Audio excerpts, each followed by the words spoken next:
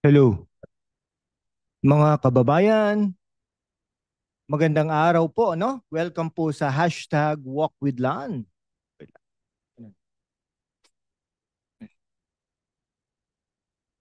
Okay, mga kababayan po ha, magandang araw. Welcome sa hashtag Walk with Lan, ang inyong trusted source para sa katotohanan sa Philippine politics. Ako si hashtag Walk with Lan at ngayon tatalakayin natin ang mainit na issue na nagpapainit sa social media.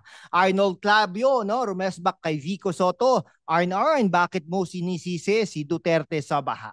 Oo mga friends, ha? Si Arnold Clavio, ang veteran journalist ng GMA, ay nag-post ng matinding pahayag laban kay Pasig Mayor Vico Soto.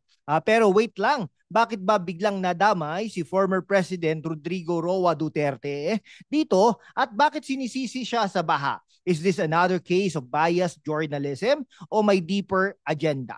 Sa episode na ito we will dissect it intellectually with facts, data, and a bit of wit to keep you engaged. Target namin ang youth na gustong maging informed voters at ang ating mga OFWs na nasa abroad pero concerned pa rin sa bayan.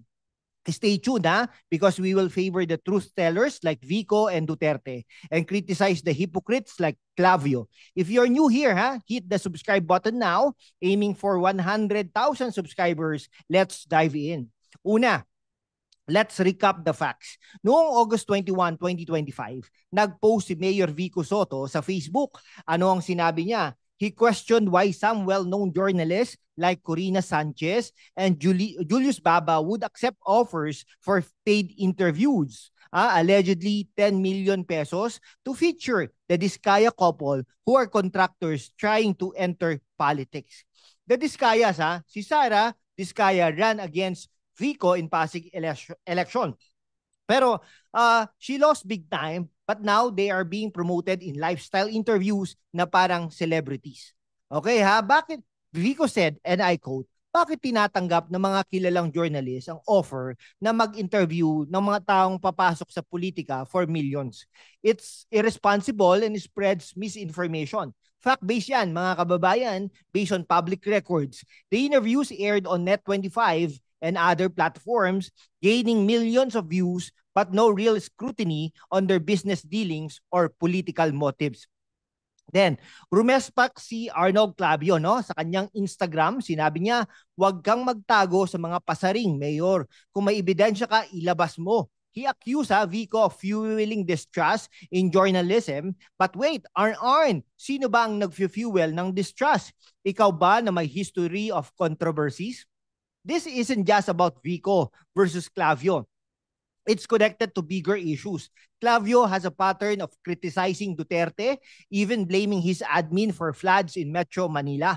Remember the Dolomite Beach project? Clavio and other critics said it's a waste na dapat inilagay ang pera sa flood control.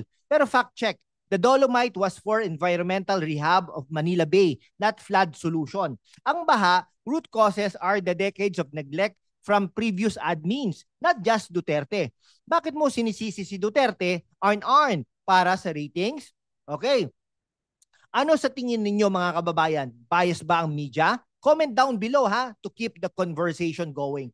Now let's get critical and informative. Sino ba si Arnold Clavio? Veteran journalist, co-anchor ng Unang Hirit, at saksi with decades in the industry. But let's look beyond the facade. Noong 1995, Clavio was involved in a scandal with Sara Balabagan, a minor OFW he interviewed, leading to a child out of wedlock. He used his position of power, grooming allegations surface, but he denied. Hypocrisy match. He preaches ethics but has his own baggage. Okay si Clavio po is known as an anti-Duterte. In 2023, he criticized prayer rallies for Duterte, calling them fanaticism.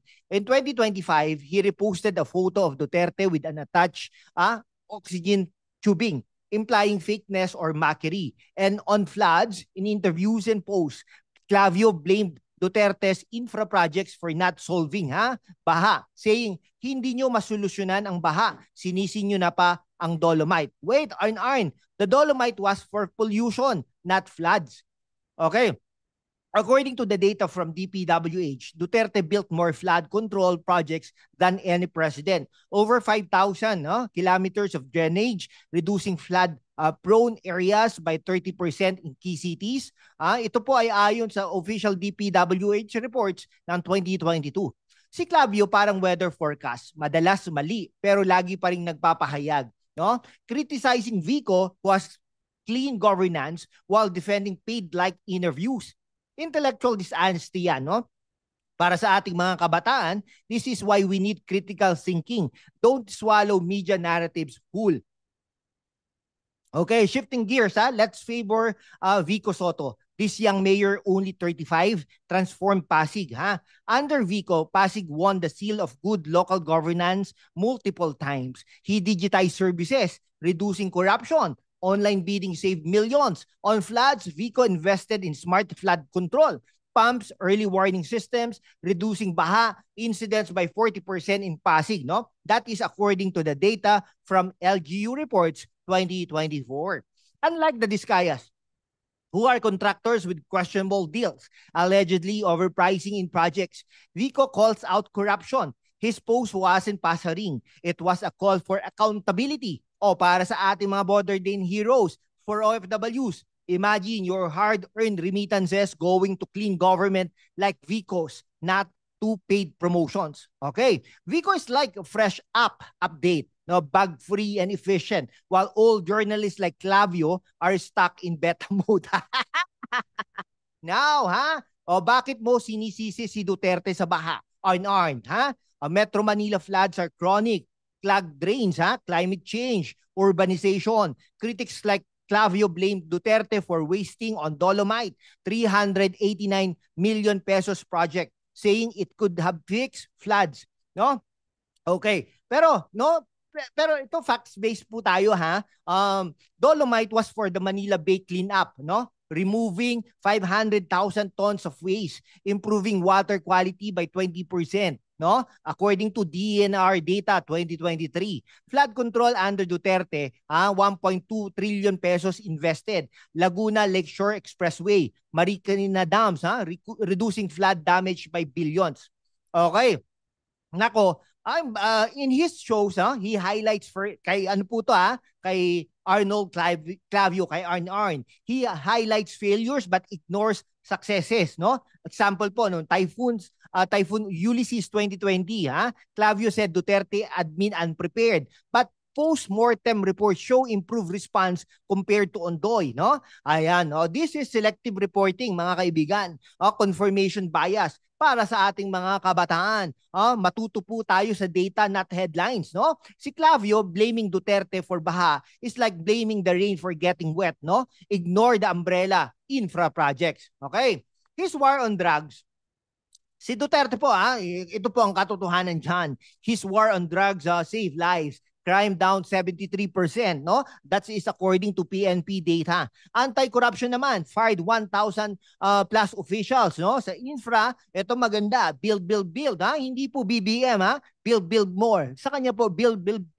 Wala po yung kaugnayan sa kanyang pangalan. Sino po bang mas trapo, no? Itong BBB, I created 6 million jobs, including flood projects. For OFWs, Duterte protected you, no? OWA funds increase, anti-illegal recruitment. Clavio's criticism is stemmed from personal grudge, perhaps over Sara Balabagan's pro-Duterte stance. Facts over feelings, mga kababayan. Yan, Si Sara Balabagan po ay pro-Duterte yan, no? Ngayon, back po tayo sa ethics. Clavio defends Corina and Baba, but where's the transparency? Paid interviews violate PDEA code. Journalists must disclose. Vico's call out is brave, no? Clavio's rumesback is defensive.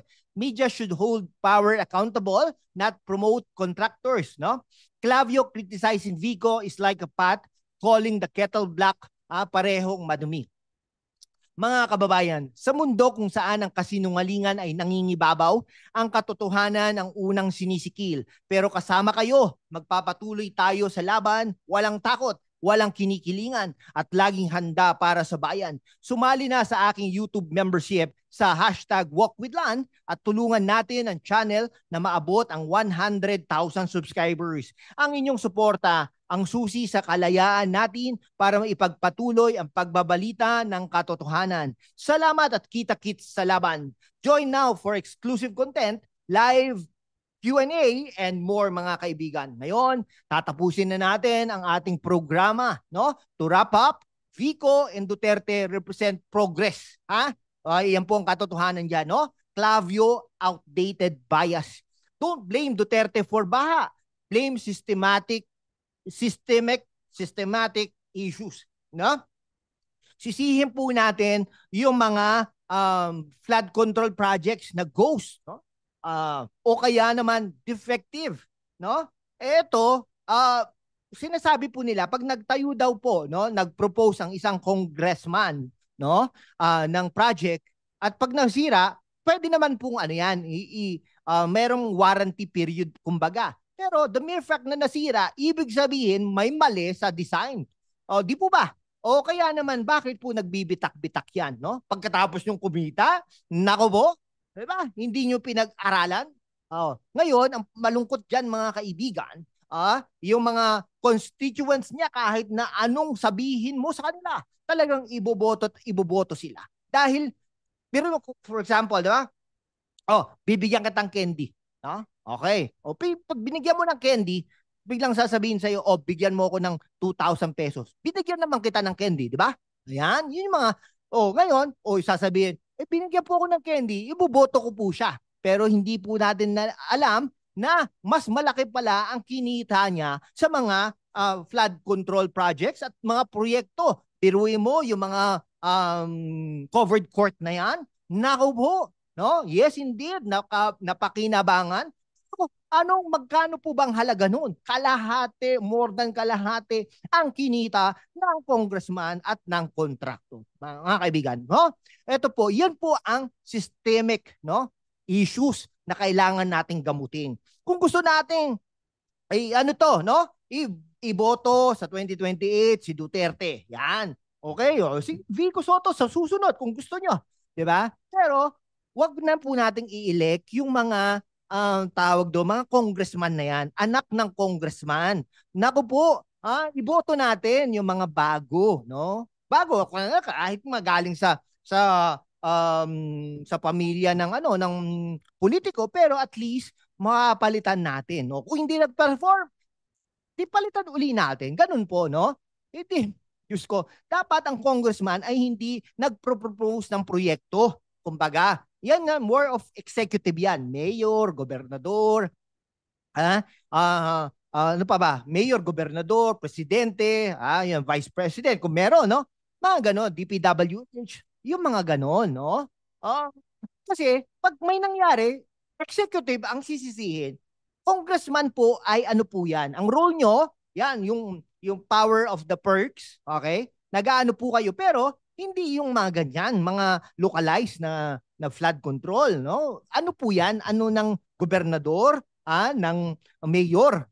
Sila po, okay? Kayo po ay yung sa oversight. Kunwari, nagkamali o may problema ang flood control project sa Pampanga, no? For example, kayo, iimbestigahan niyo yan, oversight, o tama ba ang ginawa, etc. Wala kayo dun sa power of the kung magkano ba, etc. Di ba? Tapos, ang ninyo talaga, role nyo, basically, ay gumawa ng batas. Mag-imbestiga in aid of legislation, tapos gumawa ng batas. Okay? Kunwari, dyan sa Pampanga, di ba? Mga ano po ba dapat nga sinususog nyo yung ano ba yon, yung sa pagkain, no? Na maging capital kayo niyang ganyan. Pero nung binito ng Pangulo, wala kayong salita. Hindi man lang kayo lumaban.